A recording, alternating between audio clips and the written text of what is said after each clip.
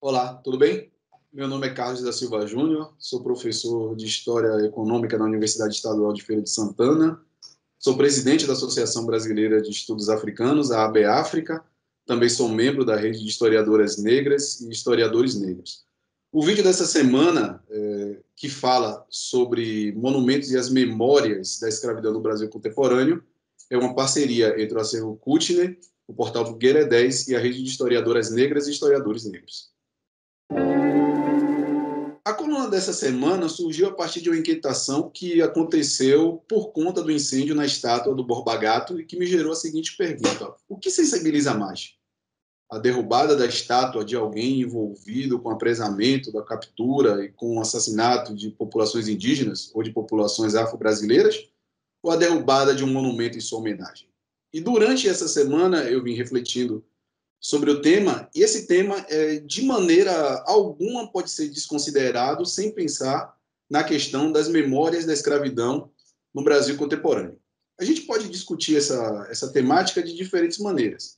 Por exemplo, a partir dos monumentos e das honras e das homenagens que homens que participaram na escravização de seres humanos, de africanos escravizados, tiveram ao longo de sua vida no Brasil. Eu posso dar alguns exemplos aqui.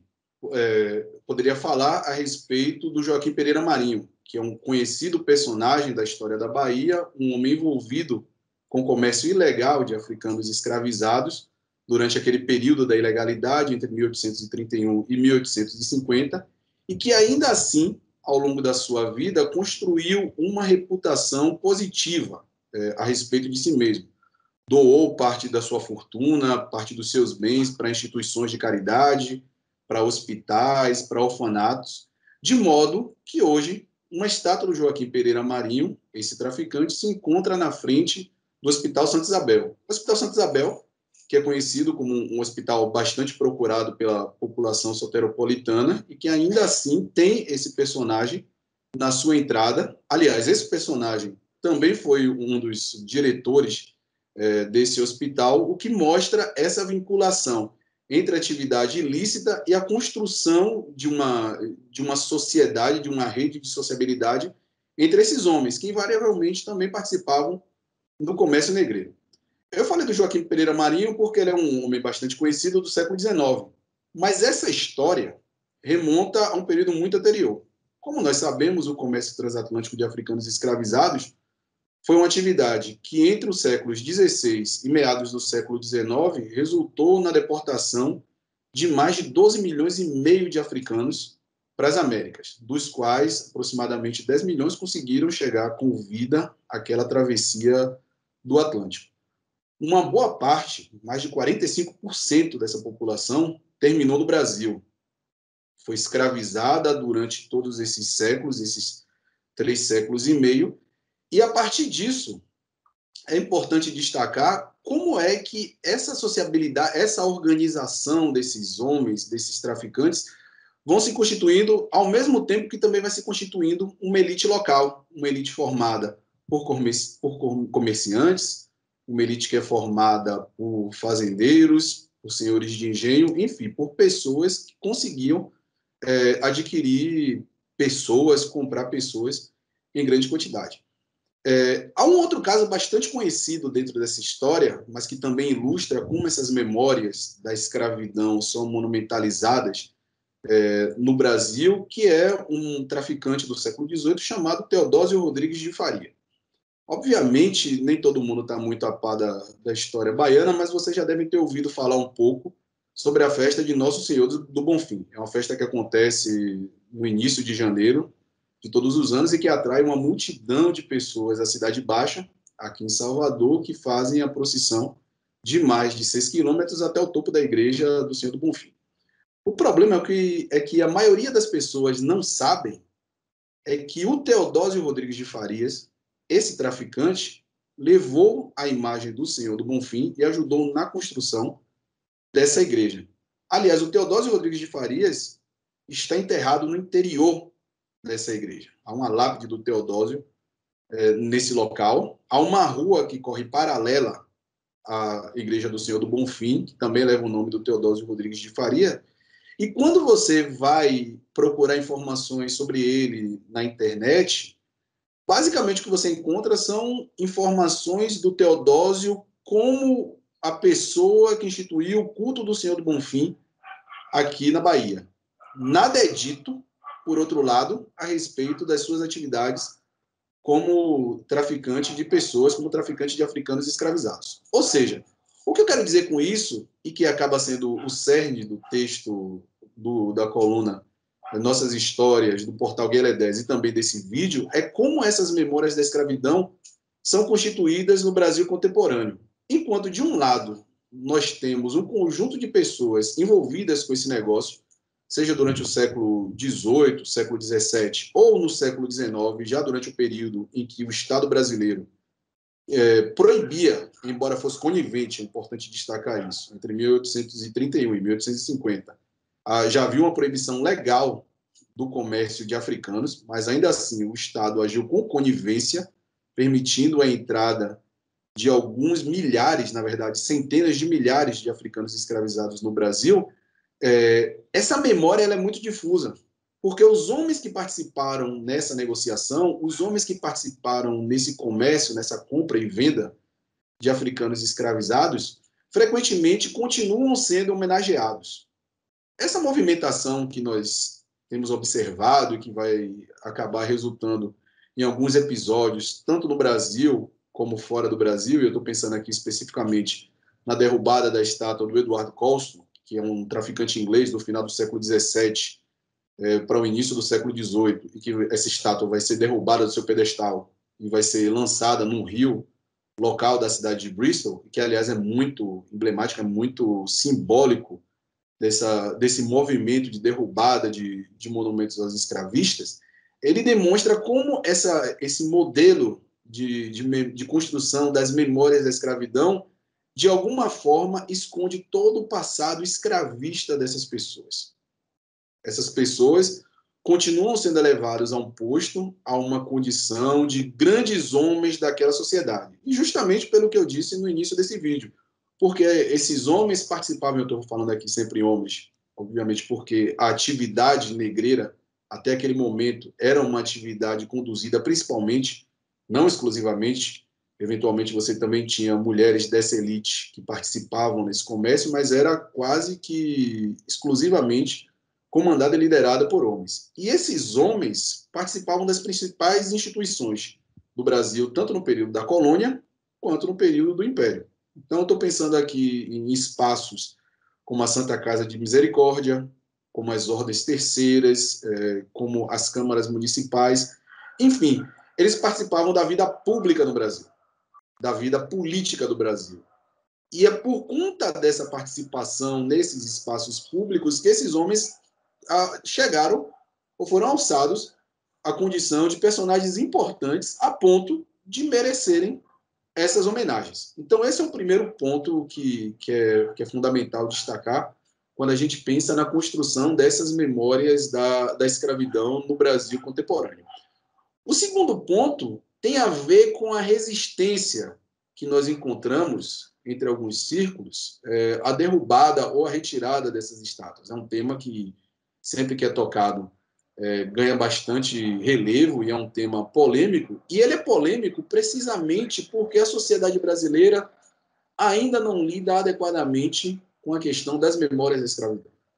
Qual foi o real significado, o real impacto da escravização de milhares e milhares de africanos ao longo de mais de 3 séculos de tráfico transatlântico?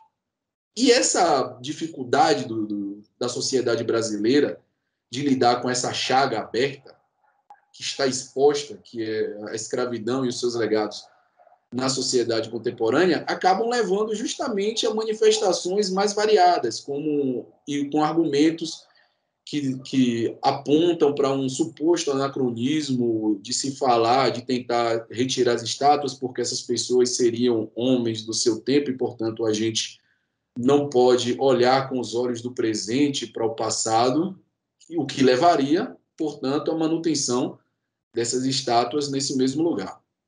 Mas seria anacronismo? A pergunta que eu tenho me feito durante essa semana é: o fato de, em um determinado período histórico, uma atividade ser considerada legal, a exime ou nos exime como historiadores de fazermos uma análise sobre a infâmia que foi a escravização de africanos e de seus descendentes, ou o genocídio das populações indígenas? E, novamente, voltamos ao tema do patrimônio, dos monumentos e das memórias da escravidão. Como é que as grandes cidades do Brasil contemporâneo lidam com essa temática? Eu queria voltar ao tema do anacronismo, porque eu acho que ele é um tema importante para os historiadores a respeito dessa discussão. Seria anacrônico, então, falar a respeito da crueldade ou da perversidade que foi o comércio transatlântico de africanos escravizados e a escravização das populações afrodescendentes? Bom, vamos pensar o que vai acontecer ao longo do século XVII e durante o século XVIII.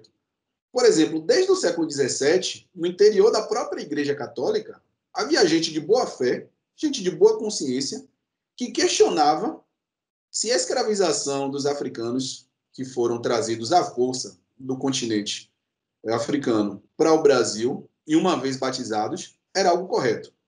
E a igreja, durante algum tempo, tinha setores no interior da igreja que questionavam justamente esse papel. Ainda no século XVII, já se aproximando do século XVIII, nós vamos ter pessoas que até peticionaram ao Vaticano pedindo por um melhor tratamento da população que era embarcada nos navios negreiros. No final do século XVIII, e aí eu tenho que fazer uma mudança transatlântica, sair do Brasil e ir para a Inglaterra, durante as discussões no parlamento inglês a respeito do tráfico e a respeito do que era, do significado daquele comércio de africanos escravizados, as discussões parlamentares circulavam em torno desse tema. Tanto é que há uma gravura bastante conhecida, que é bastante utilizada pelos historiadores e pelas historiadoras, que é uma gravura do navio Brooks, que era um navio negreiro. Nessa gravura há um corte do navio que mostraria a disposição dos africanos a bordo, demonstrando as condições precárias nas quais eles atravessavam o Atlântico em direção ao Caribe inglês. Ora, ao falar disso, ao discutir esse tema e ao apresentar esses exemplos, o que eu quero demonstrar não é anacrônico fazer uma crítica ao tráfico negreiro e aos seus participantes, justamente porque, na época, no século XVII e no século XVIII, e, obviamente, também no século XIX, você tinha gente que questionava a legalidade daquela atividade. E, mais do que apenas a legalidade, a dimensão moral da escravização de seres humanos de africanos escravizados. Então, o argumento do anacronismo que aparece ao longo de algumas das discussões, ele não se sustenta. Um outro argumento que é bastante comum durante esses debates é o argumento da defesa do patrimônio. Então, não poderíamos retirar as estátuas ou mesmo destruí-las, caso fosse essa uma opção no interior dos movimentos sociais. Lembrando que esse é um debate que precisa ser feito com a sociedade civil organizada, as historiadoras e os historiadores, obviamente, têm algo a dizer sobre o tema a partir da sua experiência de pesquisa nos arquivos, mas é dentro da discussão com a sociedade civil que nós podemos encontrar o caminho ou a solução para esse problema das memórias da escravidão e desse patrimônio, que ao invés de criticar o modelo ou a sociedade escravista ou a instituição da escravidão ou do escravismo, acaba reforçando essa memória, uma vez que essas pessoas, esses participantes no tráfico, acabam sendo homenageados nas ruas das cidades brasileiras. Esse debate não se trata de um debate apenas sobre direito à cidade.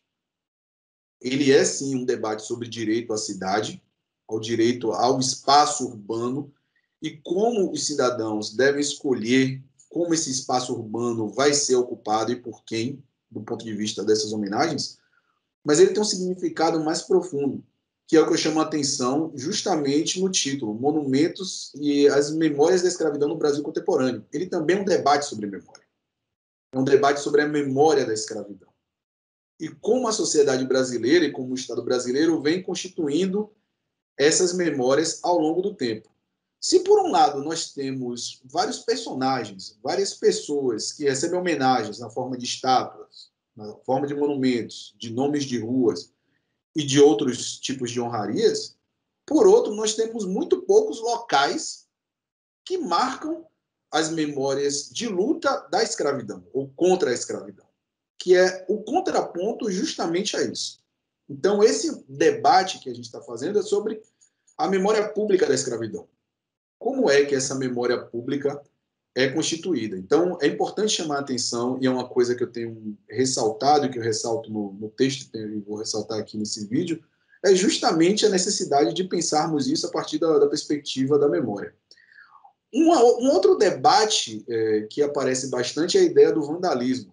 A destruição das estátuas se trata de vandalismo contra o patrimônio. E uma outra pergunta que me vem imediatamente à mente é: como é que o patrimônio é constituído? Em que condições? Ou seja, o patrimônio é algo que vem de cima para baixo? A sociedade brasileira não tem o direito e nem condições de dialogar e de discutir o que se considera ou não patrimônio? E essa discussão veio muito à tona por conta do incêndio do Borba Gato, onde se falou bastante a respeito justamente da destruição do patrimônio histórico. Só que movimentos como esse não surgiram ontem. A Revolução Francesa, por exemplo, em 1789, foi um fenômeno histórico que resultou na destruição de monumentos. E ainda assim, hoje, em 2021, nós, historiadoras e historiadores, podemos falar sobre essa temática. Em outras palavras, não é a retirada ou a destruição de um determinado monumento ou de uma determinada estátua que vai causar uma outra coisa bastante falada, que é o suposto apagamento da história. A história não é apagada tão rapidamente assim. Alguns até gostariam que fosse. Mas a história não é apagada de maneira tão breve, tão rápida. Ou seja, a retirada ou a destruição de um determinado monumento, ele vai servir a um outro propósito. Os historiadores e as historiadoras vão refletir a respeito daquele fenômeno, do local onde havia uma estátua de um determinado personagem, de uma determinada pessoa. Ou seja, nessa defesa, podemos dizer assim, do patrimônio, às vezes uma defesa até bem intencionada, a gente pode estar construindo algo que a historiadora Ana Flávia Magalhães Pinto chamou de patrimonialização do racismo. Ou seja, ao invés de nós fazermos uma discussão mais ampla sobre patrimônio, sobre memória, sobre direito à cidade, sobre direito à memória, na verdade, com essa defesa aí refletida do patrimônio, pensado nesses termos, um patrimônio que não é discutido com a sociedade civil organizada, a gente continua a manter e a sustentar um processo de patrimonialização desse racismo que aparece justamente através dessas imagens que continuam adornando as ruas, as praças das cidades brasileiras e que, portanto, contam uma parte da história da escravidão, que é essa história desses grandes homens que participavam desses espaços da elite social da época, mas que ignora todo um outro histórico da sua vida. É uma história partida, é uma história que não dá conta, esse monumento não dá conta de explicar todos os aspectos da vida desses personagens. Então, a discussão sobre os monumentos, a discussão sobre as memórias da escravidão no Brasil contemporâneo são uma discussão muito rica, muito atual e muito necessária se nós queremos lidar com essa chaga, com essa ferida aberta que é a escravidão no Brasil contemporâneo.